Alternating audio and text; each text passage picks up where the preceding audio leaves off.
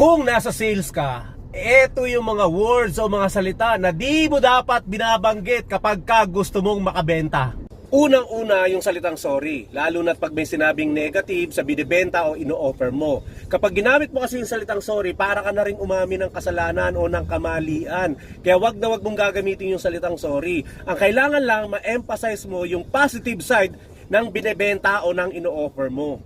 Pangalawa, wag na wag mong sasabihin na mas maganda to kaysa kay ganto, kaysa kay ganyan. Wag na wag mong iko-kumpara yung ino-offer mo, lalong-lalo na sa mga competitor mo.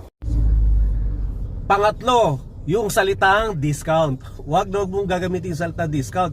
Kasi pag ginamit mo yung salitang discount, parang pinapababa mo yung value ng inaalok mo. So instead of discount, ang gagamitin mong terminology, offer.